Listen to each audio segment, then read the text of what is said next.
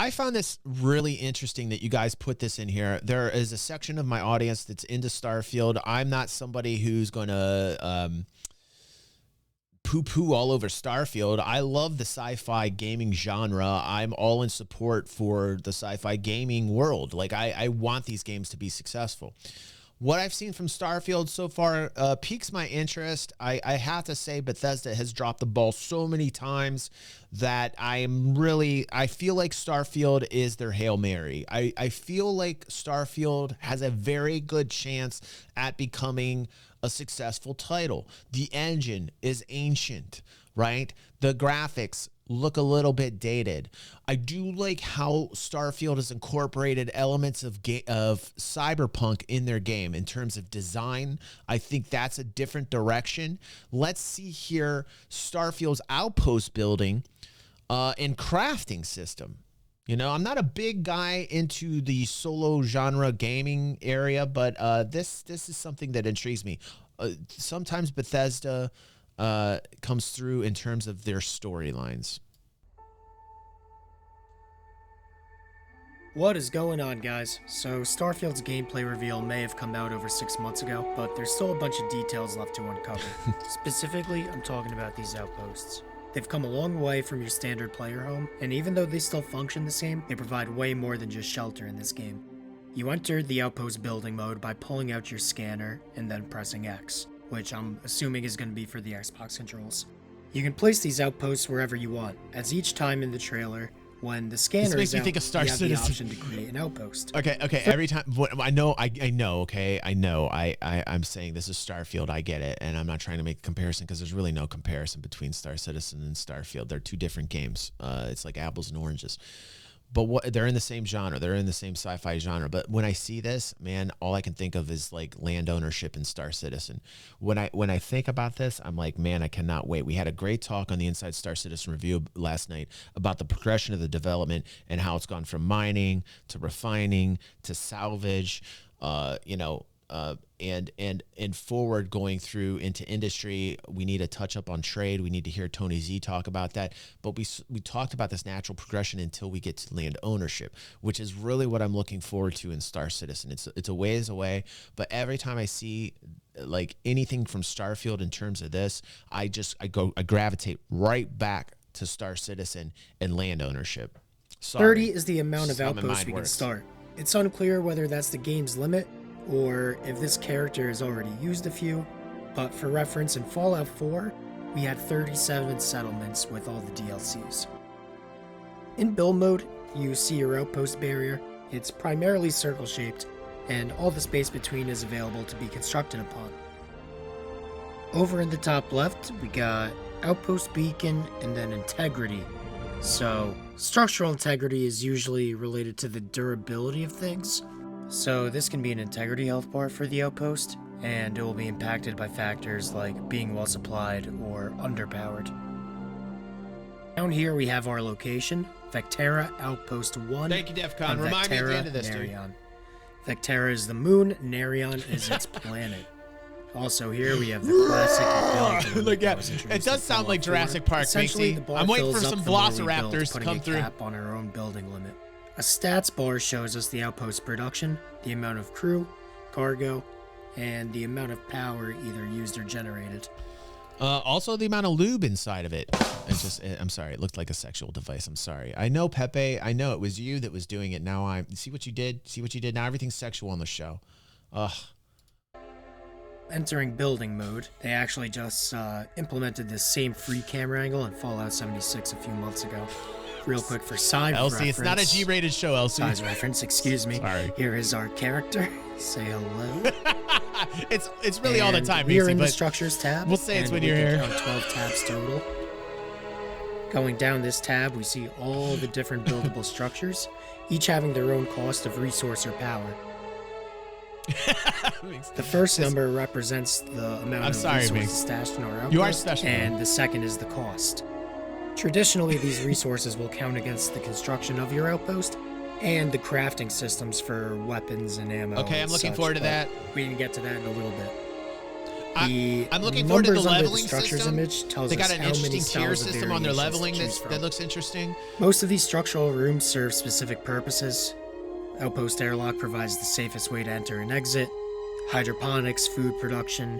Who doesn't Military, love probably hydroponics? weapon production. Or outpost defense. Science for medical and aid production. Watchtower. That's either going to provide defense or it's meant to aid us in ship landing, as shipbuilding on outposts will be a part of the game. Alright, back in build. For some of the builds, an error said the foundation is too tall. So not every When we're looking at this, like when we're thinking Star Citizen, is it the Pioneer? I believe it's the Pioneer. Shame on me. Shame on me. I believe it's the Pioneer that builds out the prefabs for outposts. I want it to be a little bit more physical than this top-down mode. I don't know. For management's sake, it's probably easier to go this route, but I think with Star Citizen, I want it to be much more physical. I'm a physical guy, you know, and when it comes to being a physical guy, you just want physical things, and you want to sweat a lot. And what am I doing, Pepe? I'm doing it again? Damn it. God, I cannot stop thinking about sex and food right now. What is wrong with me? Nothing at all. Every entryway could properly align to the other structure. Sex, food, and although sex, we don't food, see sex, it here games, on this page, there games, is CG certainly games. a way to rename your outposts. Focus. Collins Outpost is the new name of this one. What's wrong? We can see they are the same outpost location when we do a side-by-side comparison. Doing this can help keep a mental track of which one is which. Either the name of a crew member here, or resources mining. And again, there's 30 of them, so many it's going to be thoughts. something I'll be doing to help. Very keep limited, track of. though. The wind turbines are generating power here. Okay, cool. They Loving also the wind. appeared I later love in that. the gameplay That is trailer showing off another. love it. Love that. Kick ass. Love it. Moon or planet, we could probably deploy our outpost. Great design. Great design. A lot to absorb down here, but let's start with all this cargo. It appears to take up a lot of space, and I imagine it's all the resources we'll be collecting. There's speculation that there's no stash boxes in StarField, so no piling the heaps of junk and loot in a bottomless pit workshop. You say lube? I thought you said But lube. that's yet to be seen. At the bottom are loot. solar Oh, okay. panels. Over here is a separate building, an oil rig or some sort of drill, and what I think Some are sort of units drill. for storing energy. Over here we see the watchtower, and yeah, it becomes pretty apparent that this is meant to oversee the incoming and outgoing of spaceships. Beneath that we have a radar scanner. Bethesda gave it its own shot here, so I bet it's probably important. Exterior building is only half of the outpost construction, as the interiors have many functions as well. Oh, I bet. Here's a crew member working on something. It looks like sheets of paper to me, but I've heard in other videos people saying it's like textile machinery, so space apparel? All right. Get your little Behind her we see printer. our research lab computer, This is awesome. and we'll get to more on that in a This is second. very encouraging. Walking through, we have this little Wall-E looking figure. Can I just? I'm actually applauding this. Listen. Old school Bethesda was the shit. You can't step to me and tell me that they weren't. Old school Bethesda is. This is why Bethesda. Every time I think about what Bethesda has come, and I want to cry. I hope that Bethesda can get its standing back, and I hope that StarField is a home run for them, because I really want to feel that old vibe with Bethesda again. It's like a long lost friend that kind of disappointed you a few times, right? And you lose that connection, and then you're like, should I call him or her? And you're like, no, I remember that one time they did this or said this, and and then like over the years you scroll apart, and then like something in you goes, maybe I should call that friend again. Like maybe I should talk with that friend. This is how I feel about Bethesda. Bethesda is that long lost friend that disappointed me, somehow did something. Everybody disappoints me. Everybody does. Y'all let me down. No, just teasing. Just teasing. And it's going to the same workbench It's that me, our crew member damn was it. just using. Dropping off resources, it looks like. but I freaking love Wally, so I can't wait to meet this little guy. Anyway, as I mentioned before, resources are going to be used in outpost building and the crafting system. Right. That's usually what happens, man. That's the games of and then that friend is the same person that disappointed you, and you're like, oh yeah, that's right. And you think to yourself, wow, if I had a sad trombone sound that I'd play right now, then I would do it. Oh, you got that one? Oh yeah, that's exactly what I would feel like. Thank you, Pepe. Now I will say this. I desperately want Bethesda not to disappoint me again. Desperately need their love and attention back. I need it back. I need that feeling back. Bethesda of old. Name some old Bethesda titles you guys love. Past each made unique crafting advancements, but StarField looks completely new with this research lab element. Me too, Red Bear. Me too, dude. Entering the lab terminal, we have categories of individual craftable materials. Pharmacology, food and drink, outpost development, alright? Equipment and weaponry. Underneath are available projects to be completed. Completing projects unlocks the ability to craft mods, gotta be the first on the list, etc. And starting with pharmacology, we have medical treatment 1, performance enhancement 2. Sounds similar to drugs in Fallout 4, right? Kind of like Psycho, the performance enhancement. Anyway, food, nada, outpost development, resource extraction 1. So this is probably related to what we saw here. This is cool because this shows our own research can help create a badass outpost. Awesome. Also, with advanced extraction methods, it's probably wise to set up shop in a resource-rich area. In equipment, a mod for a helmet is being worked on. Weaponry, 19 available, none in progress. Clicking weaponry, we see 10 of the projects listed. The other 9 we'd see if we had scrolled down, but most notable are these blocked projects. Backing up for a second, this shows a research tree for certain mods. Pretty simple. Barrel Mod 1 or Grim Mod 1 are going to be the prerequisites for completion before we can start researching that second tier. However, not Muzzle Mod 1, for example. That one will likely require a specific skill. We'll have the chance to acquire these as we level up through the game. Quick example of a crafting skill is gastronomy. You can craft special food and drinks and research additional recipes at a research. This is why Fingers is a poet. Fingers is a lyrical master. This is why every time I sing songs or we have some type of music going on, Fingers is typing the lyrics out and I can hear it in my head.